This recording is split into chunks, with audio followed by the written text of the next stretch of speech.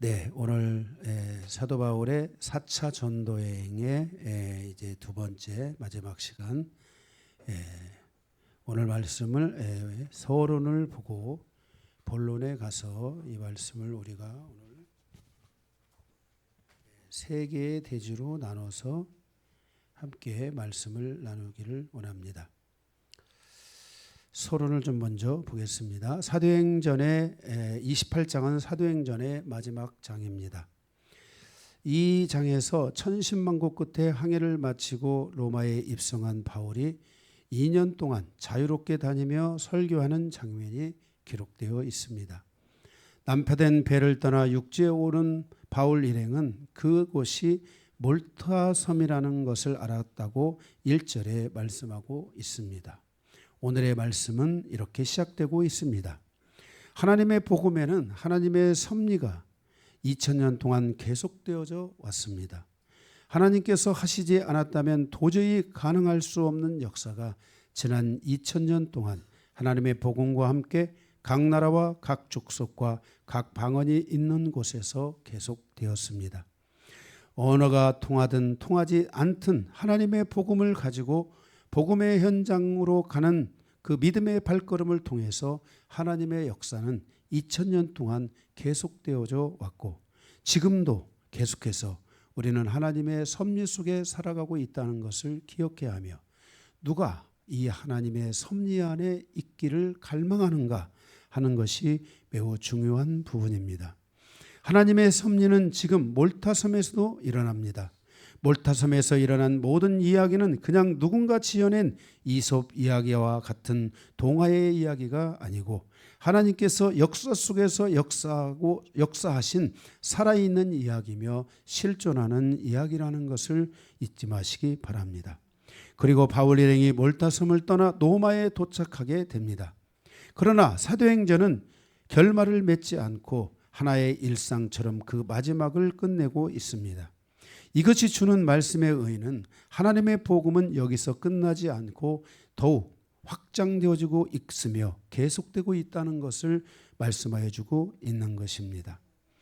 바울의 생애가 끝난다 할지라도 복음의 주체이신 하나님의 역사는 계속되어져야 하기 때문인 것입니다.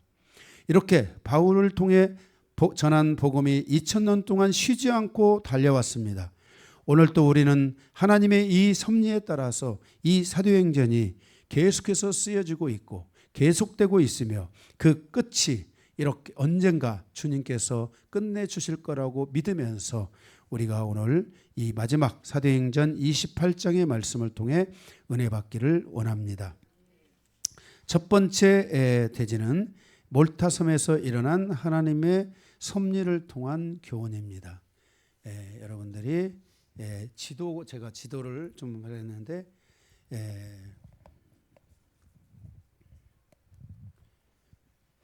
이쪽에서 볼까요? 사도 바울의 일행이 이쪽에서 큰 태풍을 만나죠. 그래서 어디로 갈 줄 모르고 방황하다가 그들이 도착한 곳이 바로 이 멜리데, 이 말타라고 되어 있는데 이 몰타 이 섬으로 사도 바울의 일행이 도착하게 되는 것을 보게 됩니다. 물론 그 항해의 여정은 지난주에 말씀을 보아서 봤기 때문에 여기서 그걸 또 다 설명하면 너무 시간이 많이 걸리지 않습니까? 그래서 저 지난주의 말씀을 여러분들이 한 번 더 보시면 되겠습니다.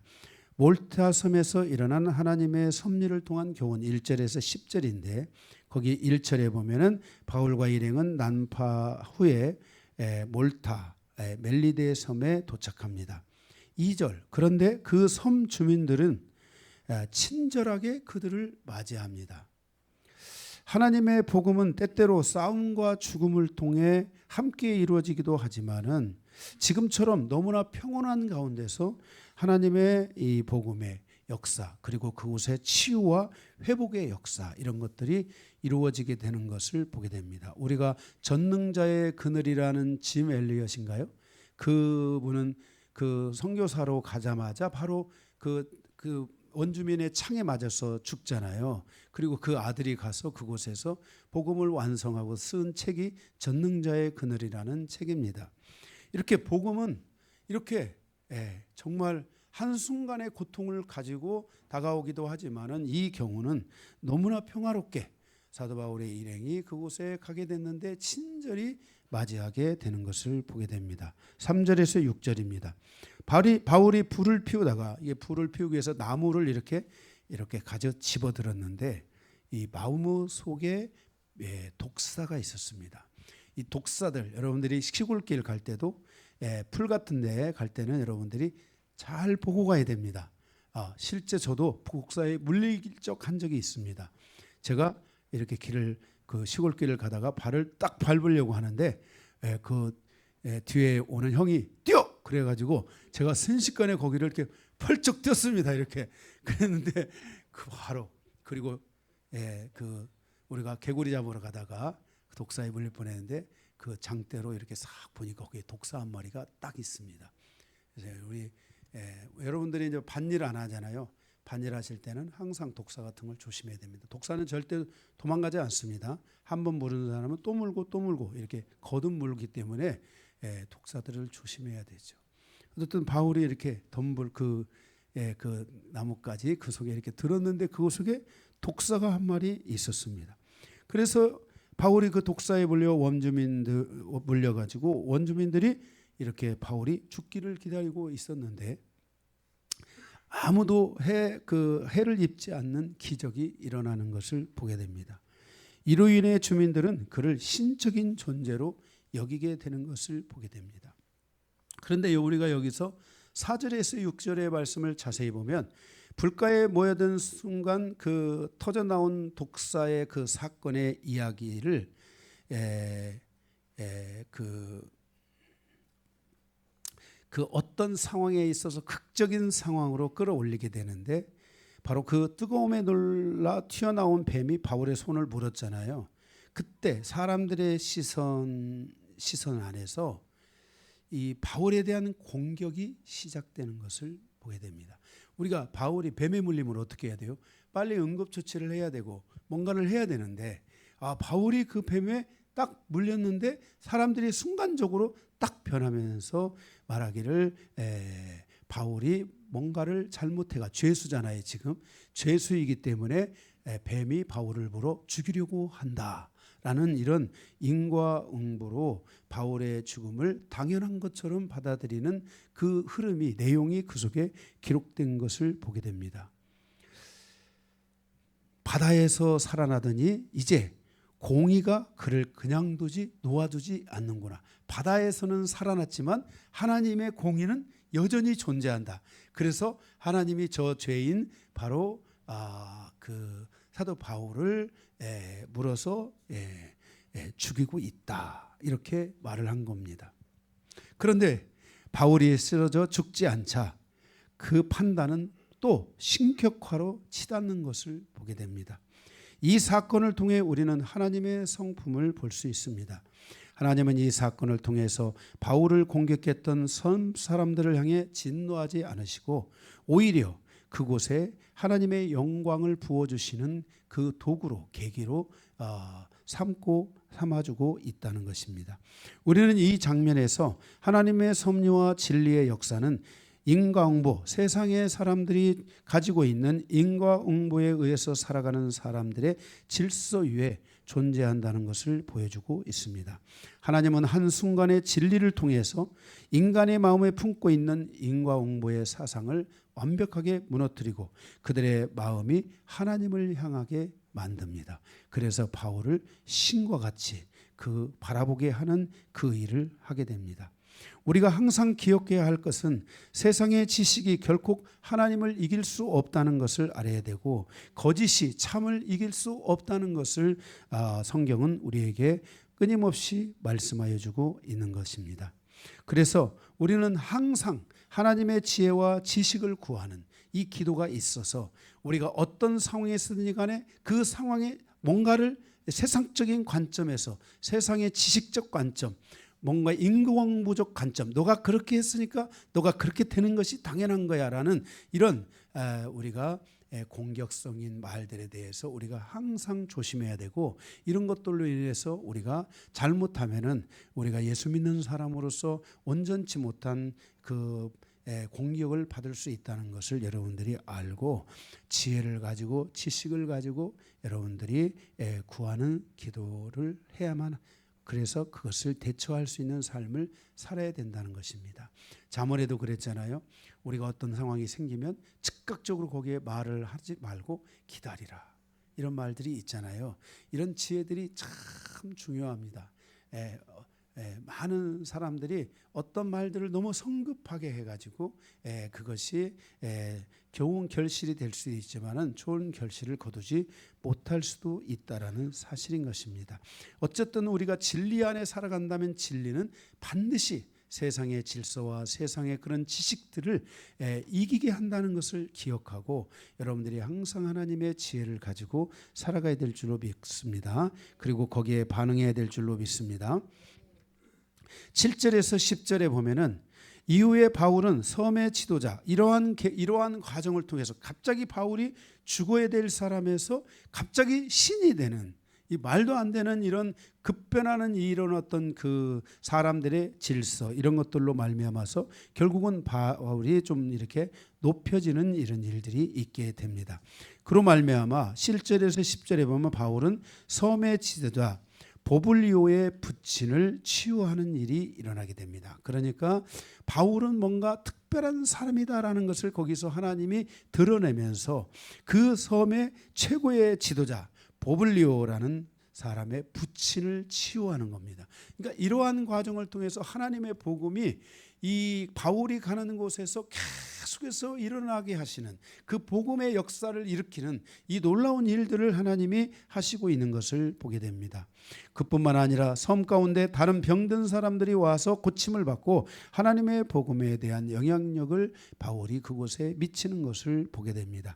이는 바로 하나님의 이 보호하심과 기적이 복음 전파에 중요한 역할을 한다는 것을 우리에게 보여주고 있는 것입니다. 물론 우리가 유럽이나 이런 문화권에 가면 물론 천주교 문화권인들이 많이 있지만은 그래도 어쨌든 간에 이 하나님을 믿는 이 기독교적 이 개신교적 그러한 문화권들 안에서 사람들이 살아가잖아요. 이런 모든 배경에는 바로 이런 사도 바울의 이 복음에 대한 여정, 이 섬이든 도시든 어디든 나라든 가서 사도 바울이 그곳에서 하나님의 이 복음을 전하면서 그 복음에 대한 영향력들을 드러내며 그곳에 놀라운 일을 했다는 것입니다. 이 보블리아의 부친과 많은 사람들이 거기서 고침을 받았으니까 그 사람은 그 뒤로부터 평생에 그 하나님의 역사를 잊을 수 없지 않겠습니까? 그렇죠? 예, 잊을 수가 없습니다. 제가 그 마산 쪽에 그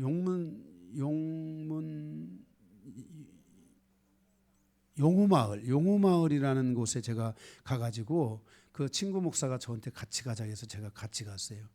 예, 그래 같이 갔는데 친구가 이렇게 준비를 하고 그러는데 저는 할 일이 없더라고요. 그래서 제가 뭘 할까 이렇게 하고 있다가 그 마을에 이렇게 뭐죠? 이렇게 정자같이 생긴 사람들 모여서 이렇게 있는 데 있잖아요. 그런데 가가지고 그 할머니 할아버지들이 있고 그래서 제가 이렇게 인사를 하고 우리가 이번에 전도 나왔어요. 하나님 믿으셔야죠.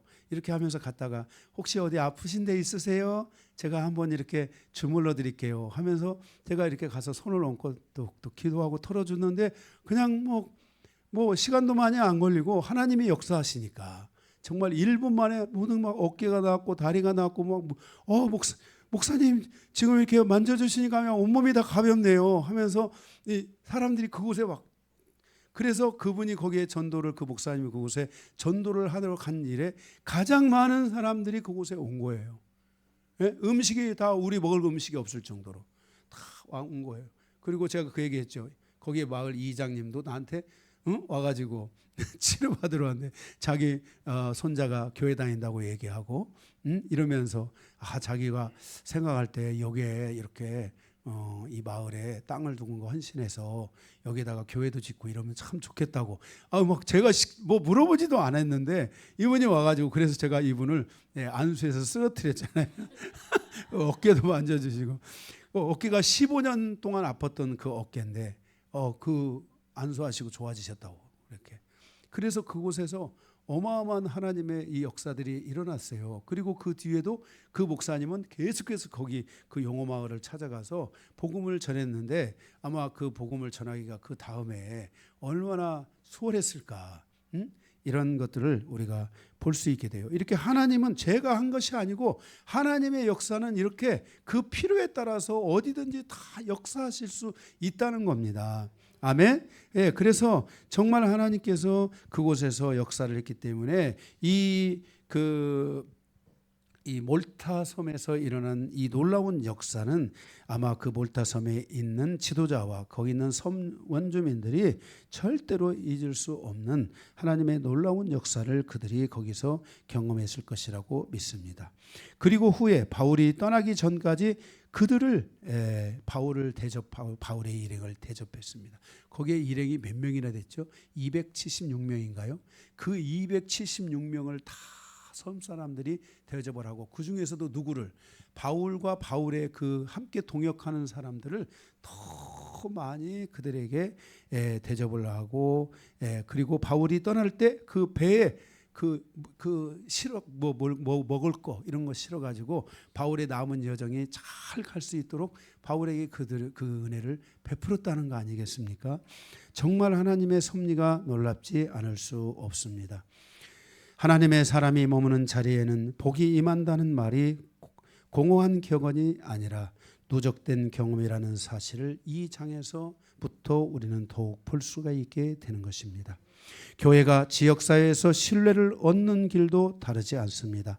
작은 친절을 반복하고 아픈 자에게 조용히 손을 얹고 그들의 삶과 마음속으로 가까이 다가갈 때 그들은 교회를 섬기고 하나님을 섬기는 사람들로 변화되어져 가는 것이 복음의 길이라는 것을 우리는 기억해야만 할 것입니다. 아멘. 네, 그래서 이 몰타 섬에서 그 풍랑 후에 몰타 섬에 도착했는데 그곳에서 하나님의 놀라운 일들이 일어났습니다.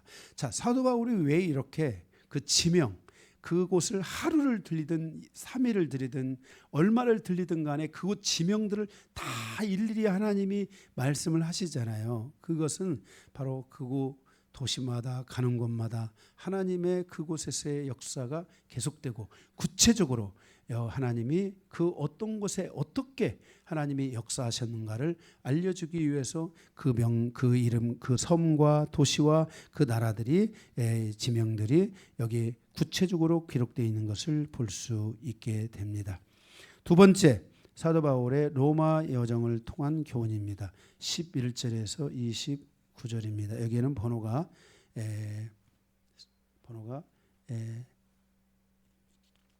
세 개가 있습니다. 두 개가 있습니다.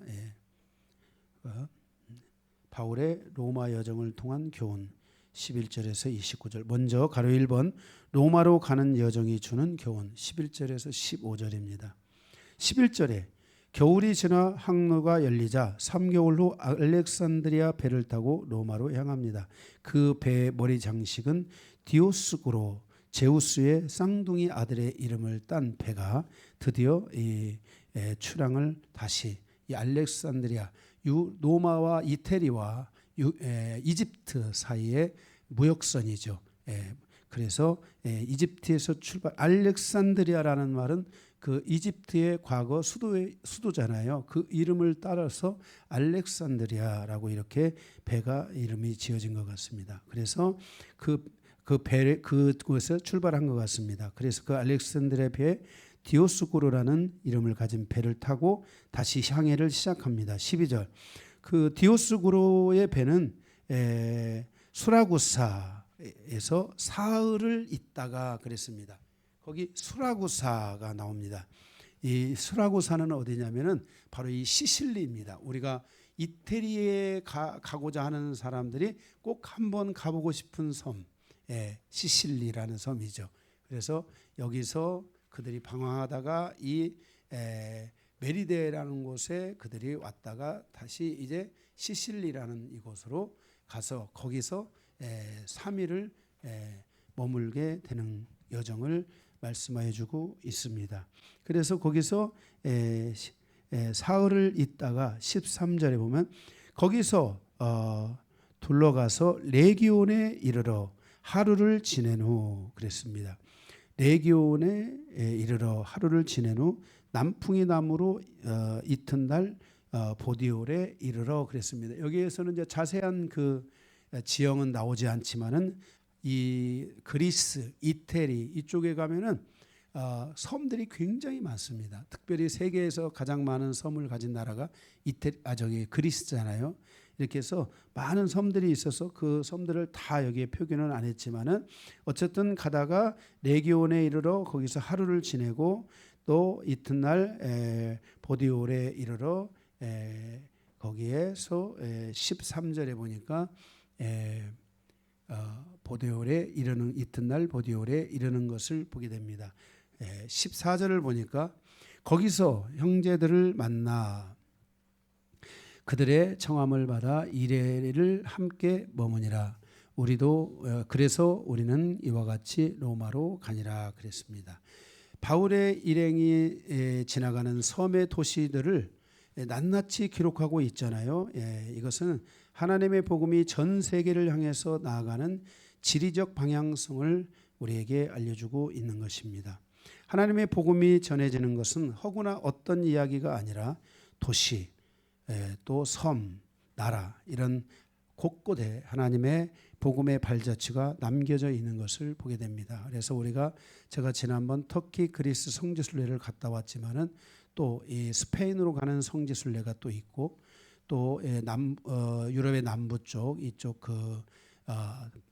다양한 성지 그들이 있습니다. 이렇게 해서 그래서 이렇게 하나님의 복음은 계속해서 이렇게 나라와 도시와 섬에 이르기까지 하나님의 이 복음이 그곳에 다가가서 사람들의 영혼을 복음으로 구원하는 것을 보게 되는 것입니다.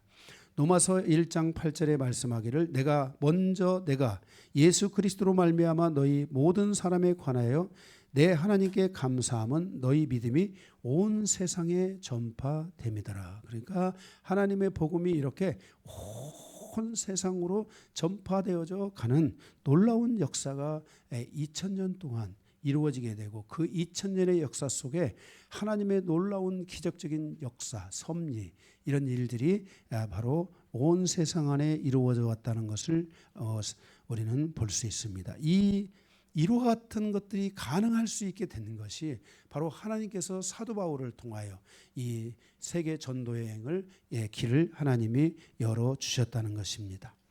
이렇게 하나님의 복음은 온 세상의 도시와 모든 섬들을 향해서 끊임없이 다가가고 있다는 것을 예고해 주고 있고 그 예고를 따라 2000년의 역사 속에 그 복음은 왔고 이제 현재 이 하나님의 복음은 지금 이제 뭐예요? 이제 이 도시와 섬을 떠나서 이제는 더 이제 이 방언들 가운데 더 깊이 섬 이렇게 들어가게 됩니다. 우리가 이제 노예에서 내년 2월달에 그 태국을 가게 되는데 태국에서 거기에서 국내선 르이라는 비행기를 타고 가면 그 라오스 국경 근처로 가게 되면 메콩강이 있는 곳이죠. 그 근처로 가게 되면 거기에서 그 트라이롱 우리가 대주정음통장에서 보낸 목사님 있잖아요. 이분은 순교당하셨습니다. 그 아들이 지금 목회를 이어서 하고 있는데 그곳에 가게 되면은 그곳에 교회가 약 한 200-300교회 세워졌고요. 그리고 성도가 약 5만 명, 5만 명 이상. 그리고 그 지역에 미션 스쿨이 5천 명에서 지금 7천 명. 첸 목사라는 분이 있는데 이분이 미션 스쿨을 7천 명을 미션 스쿨을 운영하고 있고 그 누나 목사가 있는데 누나 목사가 3천 명. 그리고 그 동생 목사가 또 여동생 목사가 또 있는데 거기도 3천 명. 이렇게 해서 정말 그 지역에 이렇게 그 훈족이나 이런 몽족이나 이런 사람들을 대상으로 해서 하나님의 복음을 전하는데 선교사가 가서 정말 평생에 한 명의 영혼도 구원하기 어려운 그곳에 바로 이렇게 하나님의 복음이 들어갔어요. 그리고 그것이 훈련이 돼가지고 저희가 이제 그곳에 우리 노예에서 가서 그 노예 이름으로 그분들을 목사 안수를 하러 가는 거예요. 한 10명 정도 이렇게 목사 안수를 하러 가게 되는데, 우리가 이제 노예에서 여기 한국에서 목사 안수를 받더니 똑같이 준비를 해가지고 가서 이제 그렇게 일들을 하게 되고 그러는데, 이런 모든 과정을 통해서 볼 때 하나님의 복음은 이제 정말 한 부락까지, 이게 방언들, 각각의 다른 방언들에 깊이 더 들어가서 정말 이제 하나님의 복음이 땅끝까지 전해지는 이런 일들이 계속되고 있다는 것을 우리는 볼 수 있어요. 바로 사도 바울이 이렇게 이름 하나하나 이런 것들을 다 기록하고 있는 것은 하나님의 복음이 나라와 도시와 섬과 이렇게 방언 깊은 산골까지도 들어가서 이 하나님의 복음이 전해질 것을 우리에게 예고하여 주고 있다는 것을 볼 수 있게 되는 것입니다. 15절에 보면, 그곳 형제들이 우리 소식을 듣고 안비오 광장과 트레이스 타베르네까지 맞으러 오니 바울이 그들을 보고 하나님께 감사하고 담대한 마음을 얻으니라 그랬어요. 이렇게 안비오 광장과 트레이스 타베르네에 이르렀을 때에 로마의 성도들이 바울을 맞으러 온 장면은 그들의 가슴을 뜨겁게 했다고 말씀하고 있습니다. 오랜 핍박과 고난을 견딘 사도가 죄수의 몸으로 온다는 소식을 듣고 공동체는 먼 길을 마다하지 않고 달려왔습니다. 그들을 본 바울이 하나님께 감사하고 담대해졌다는 이 간단한 문장은 교회가 어떻게 한 사람의 심장을 다시 뛰게 할 수 있는지를 보여주는 매우 중요한 부분입니다. 결국 우리는 혼자가 아니라 믿음의 공동체이며 사랑의 공동체이며 소망의 공동체라는 것을 여기서 보여주고 있는 것입니다. 때때로 공동체의 위로와 환대는 주님 앞에 전 생애를 헌신하며 살아가는 주의 종들의 마음을 온유월에 눈 녹듯이 마음을 다시 새롭게 만드는 마법과 같은 것이 아닌가 생각할 수 있습니다. 주의 종들은 많은 것을 바라지 않습니다. 작은 위로만으로 그들의 마음은 하나님의 사명을 향하여 달려가게 되는 것입니다. 오늘 사도 바울은 비록 본인이 죄수의 몸으로 왔지만 그 죄수된 그 자기를 그들이 그 로마 그 땅에서 반겨주는 그 모습으로 인하여 사도 바울은 다시 새 힘을 얻게 되었다고 말씀하고 있습니다. 이렇게 로마의 여정에서 첫 번째 주는 교훈, 바로 로마의 여정에서 이제 다시 하나님의 복음이 다시 이렇게 활발하게 들어가는데 새 힘이 필요한데, 사도 바울이 새 힘을 얻고 다시 이 복음을 전하게 되는 여정이 이루어지게 되는 것을 보여주고 있습니다. 두 번째, 가로 2번 사도 바울의 로마 도착이 주는 교훈입니다. 16절에서 28절입니다. 16절에 로마에 도착한 후 바울은 감옥이 아닌 비교적 자유로운 거처에 머물며 사람들을 만날 수 있는 환경을 허락받습니다.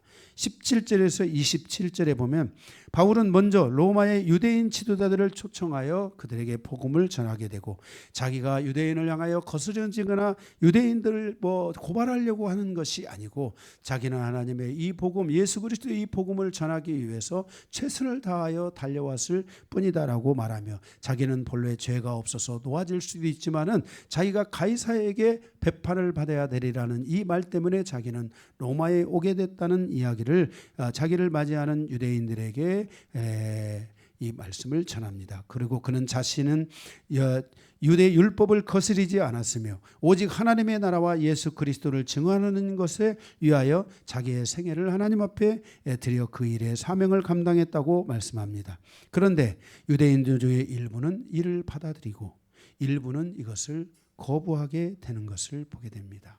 그러니까 이제 사도 바울의 이 여정에 있어서 굉장히 중요한 것은 유대인들이 로마에까지 갔는데 유대인들은 아직도 사도 바울에 대한 적대감을 갖고 있고 그 사도 바울을 향하여서 이렇게 온전한 마음으로 대하지 못하는, 그래서 아마 혹자들은 말합니다. 히브리서가 바로 그 로마에 있는 유대인 제사장 그룹에게 보내진 것이다, 이렇게 말하는 분들이 많습니다. 실제 저자가 누구인지는 정확하게 말하지 않습니다. 모릅니다. 그러나 분명한 것은 바울이 거기에 거론이 된다는 것을 봐서 바울이 그 로마에 있는 그 히브리인 그 제사장 그룹, 그들에게 이 히브리서를 쓰지 않았나, 우리는 그렇게 알 수 있습니다.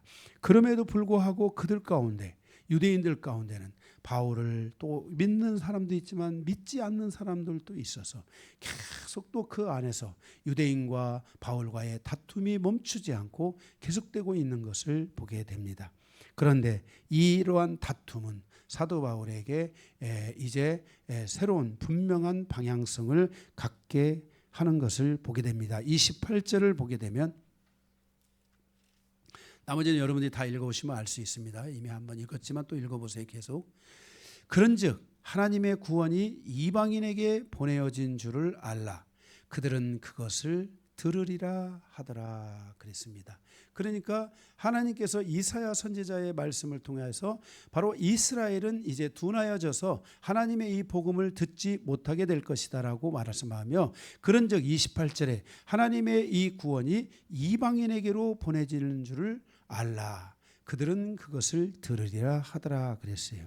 그래서 하나님의 복음이 드디어 이방인을 향하여 이제 온전히 다가가는 것을 보여주고 있습니다. 28절 거기 30절 31절에 보면 군사 하나의 감시 아래 따로 지낼 수 있었던 셋집, 그곳에서 일어난 그곳에서 오네시모로를 구원하죠. 그죠? 오네시모로를 구원하잖아요. 그 오네시모의 회심과 화해는 복음의 관계가 사회 구조까지 건드리는 큰 힘이 되어지는 것을 보게 됩니다. 주인과 종, 가해자와 피해자가 주 안에서 형제로 새로 엮어져서 예수 그리스도인의 구원을 받게 되고, 더 나아가 형제 관계를 맺으며 하나님의 복음이 사회의 구조를 완전히 개혁하게 만드는 이런 일들을 사도 바울을 통해 하나님께서 이루게 진행하시는 것을 볼 수가 있습니다. 제모와 용서의 현실에서 하나님의 복음의 역사가 다양한 부분에 이르기까지 발전적으로 하나님의 나라를 완성해 가고 있다는 것을 보여주고 있는 것입니다. 자, 이것은 하나님의 복음이 이방인에게서 어떤 역사를 일으키는가를 보게 됩니다. 바로 이방인들 안에 존재하는 주종관계, 주인과 종의 관계, 빚진 자와 빚을 가진 자의 빚을 준 자의 관계, 이런 여러 가지 이방인들의 관계라는 것은 이렇게 하나님이 없기 때문에 돈에 얽혀 있고 세상에 얽혀 있는 이런 관계성에서 살아가지 않겠습니까? 그런데 이 로마의 사도 바울이 도착해서 오네시모를 구원하는 이 과정을 통해서 사도 바울은 하나님의 이 복음 말씀을 통해서 이러한 관계들을 다 하나님이 허물어 가시기 시작했다는 겁니다. 어디를 중심으로, 교회를 중심으로, 신앙을 중심으로 하나님이 이런 것들을 허물어 가기 시작하셨다는 것입니다. 그래서 하나님의 복음이 이방인 안에서 일어나는 큰 공동체이든 혹은 작은 공동체이든 상상을 뛰어넘는 새로운 개혁과 함께 인간이 살아가는 모든 사유의 벽과 사회의 구조적 벽을 허물고 새로운 공동체, 즉 하나님의 공동체를 만들어가는 이 복음의 다양한 영향력을 만들어가는 계기가 바로 이 사도 바울이 거기 마지막 이제 로마에 도착해서 거기서 오네시모를 만나 그들을 구원하고 그들의 관계성을 통해 형제 관계를 맺고 믿음의 관계를 맺고 이 하나님 안에서의 이 하나님을 아버지로 하고 그 나머지 성도들이 하나님의 자녀가 되는 이 관계성 안에 모든 것들을 만들어가며 사회를 개혁하고 그리고 문화를 개혁하며 시대를 개혁해가는 이 놀라운 역사, 그리고 그 안에 그 사회에 그 나라에 존재할 수 있는 그런 여러 가지 이 벽들을 허물어버리는 이 놀라운 역사가 사도 바울의 사역을 통해 그 공동체를 통해 이루어지게 되는 것을 보게 됩니다. 이러한 창의적 복음이 2000년 동안 이방인 나라와 이방인의 나라와 민족들과 도시들과 사람들의 마음을 창의적으로 변화시켜 왔다는 것을 기억해야 됩니다. 오늘 여러분들이 이렇게 편안하게 변화된 모습으로 정말 예수님이 그랬잖아요. 율법 아래 인간이 존재하지만 이제 개혁의 주체이신 예수가 오셔서 개혁을 시작하시면 우리는 과거에 있었던 율법으로부터 떠나야 된다. 예수 그리스도가 이 땅에 오셔서 우리가 단순히 복음만을 전한 것이 아니라 이 복음이 우리가 살아가는 이방인들의 사회의 구조, 이방인들이 갖고 있는 벽의 구조, 이방인들이 갖고 있는 그런 모든 모순된 것들, 잘못된 것들, 그리고 바르게 돼야 될 것들, 새롭게 돼야 될 것들, 이런 것들을 하나님의 이 복음을 통하여 이루어 주셨다는 것입니다. 여러분들이 조금만 더 역사 속으로 들어가 보면 인류 역사가 성장해 오는 이 과정 안에서 인간이 가지고 있는 벽과 구조적인 모순과 그 안에서 인간들이 얼마나 모순된 삶을 살아가고 있는지를 우리는 볼 수가 있게 되는 것입니다.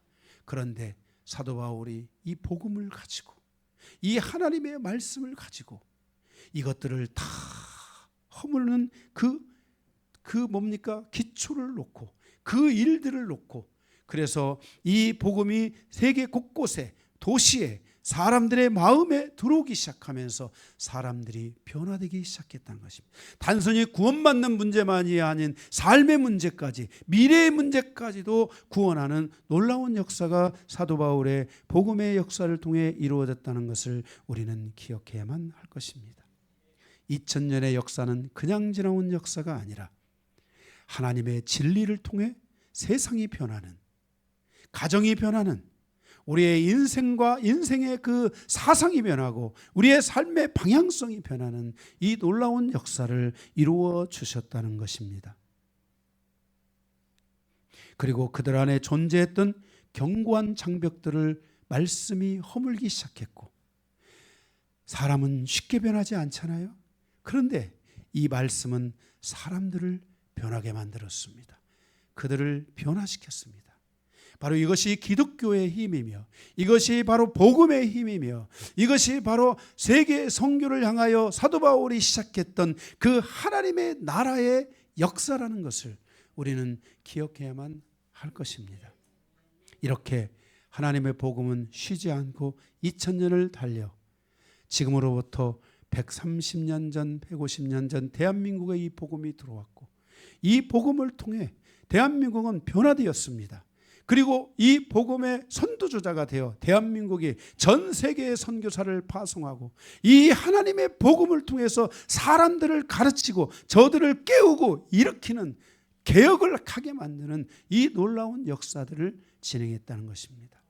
제가 최근에 가본 나라들 안에 이 기독교가 주었던 그 은혜, 그 힘, 그것은 정말 실체화돼서 드러나고 있고, 그 안에서 사람들이 변화되고 바꾸어지면서 하나님의 나라를 향하여 달려가는 놀라운 모습들을 볼 수 있게 하셨습니다. 사랑하는 성도 여러분, 사도 바울이 로마에 도착한 그것이 주는 교훈은 이렇게 위대한 역사의 서막이며 이렇게 위대한 개혁의 역사를 만들어내는 놀라운 역사를 사도 바울이 써갔다는 것입니다.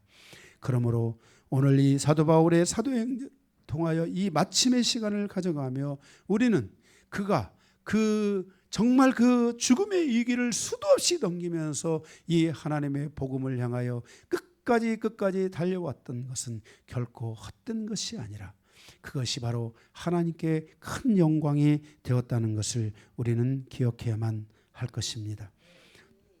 마지막으로 세 번째, 사도 바울의 로마에서의 평범한 여정을 통해서 주시는 교훈입니다. 30절에서 31절입니다.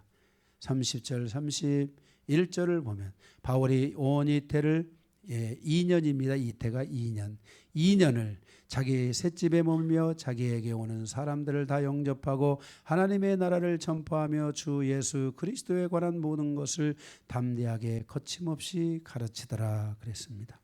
이 기록으로 사도행전은 끝을 맺습니다.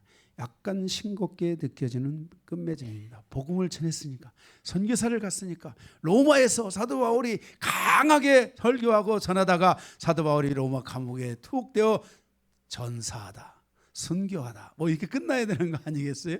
그런데 그렇게 끝나지 않고 매우 싱겁게 끝나는 것처럼 보여집니다.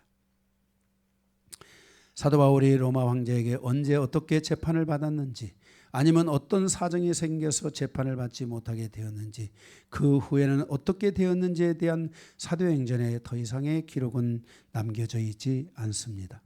사도행전은 주 30년 초반부터 주 60년 초반까지 대략 30년 동안 일어난 사건들을 기록하고 있는 책입니다. 여기에 기록되지 않은 하나님의 역사는 수도 헤아릴 수 없을 만큼 많을 것입니다. 왜냐하면 사도행전과 함께 시작된 이방인에게 하나님의 복음이 전파되면서 나타난 하나님의 역사를 어찌 숫자로 다 헤아릴 수 있겠습니까? 한 찬송가의 가사처럼 하나님의 사랑은 바다를 먹물로 삼아 기록하여도 다 기록할 수 없다고 한 것처럼 하나님께서 이방인의 교회들과 성도들에게 베풀어 주신 기적적인 역사는 헤아릴 수 없는 숫자일 것입니다. 그러나 학계의 정설에 의하면 사도 바울은 주 67년경에 순교한 것으로 전해지고 있습니다. 사도 바울의 저자는 사도행전의 저자는 사도 바울의 죽음에 대해 전혀 언급하지 않았습니다. 암시조차도 하지 않았습니다. 왜 그랬을까요? 사도 바울이 이렇게 죽었다라는 기록으로 끝을 맺는 것보다 바울의 마지막 순간까지 힘차게 하나님의 복음의 사명을 감당했다는 모습을 엔딩 장면으로 사도행전을 마무리하고 싶었을 것이라고 우리는 그냥 추정해 볼 수 있습니다.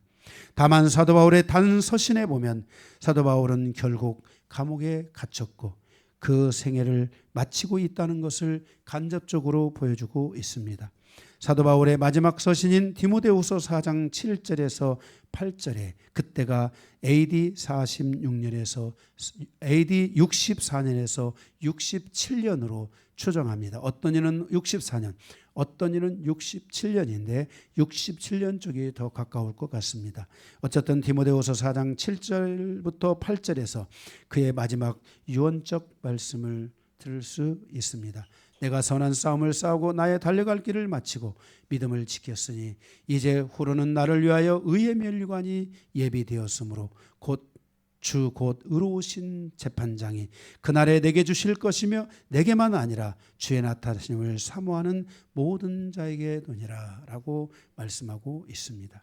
그리고 사도행전에 이방인을 향한 마지막 말씀이 거기 남겨져 있습니다. 30절에 보면 2해 노마에서 보내며 그랬습니다.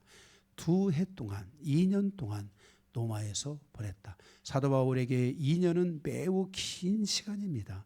사도 바울의 여정 속에 2년을 머문 곳이 에베소밖에 없습니다. 사도 바울은 2년 동안 노마에서 보내며 31절 거기 후반부에 하나님의 나라를 전파하며 주 예수 그리스도에 관한 모든 것을 그 다음에 담대하게 거침없이 가르치더라 그랬습니다. 사도 바울은 이방인에게 하나님의 나라를 전파하며 주 예수 그리스도에 관한 모든 것을 담대하게 거침없이 가르쳤다고 말씀하고 있습니다.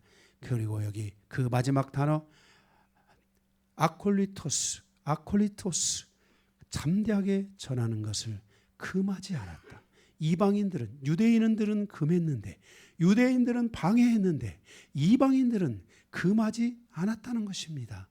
하나님의 말씀이 담대하게 폭발적으로 증거되고 있는데 이방인들은 이 말씀을 금하지 않았다는 것입니다. 그들은 그 말씀을 들었다는 것입니다. 그 말씀을 듣고 변화가 됐다는 것입니다. 그 말씀을 듣고 행동으로 옮겨졌다는 것입니다.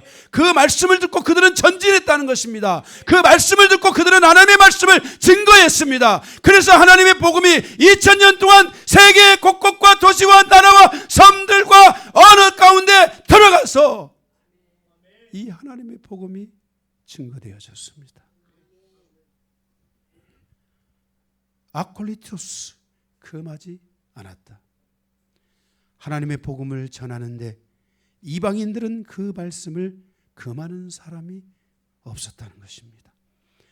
이렇게 하나님의 말씀의 불꽃이 이방인들의 마음 안으로 깊이 박히기 시작했습니다. 나는 어디에서 누구와 함께 무엇을 거침없이 전할 것인가? 저도 주의 종으로 부름을 받고 거침없이 하나님의 말씀을 들고 설교하고 전하였습니다. 배에서나 고속버스에서나 버스에서나 시장에서나 어디에든지 하나님이 저를 보내시는 곳이면 저는 끊임없이 하나님의 이 복음을 전했습니다. 이게 이방인에게 주신 하나님의 영광입니다. 이게 이방인에게 주신 하나님의 복음입니다.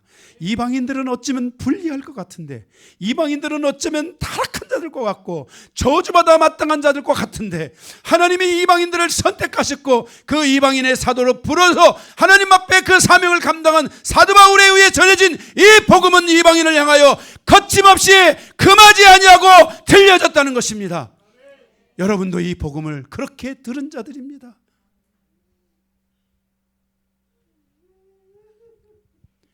한 사람으로 살아가는 성도로서 세상의 방황함으로 살아가는 것이 아니라 하나님의 주권과 통치를 믿고 하나님의 복음을 위해서 거침없이 말씀을 증거하는 자로 살아가는 모든 성도들이 되기를 주님의 이름으로 축원합니다.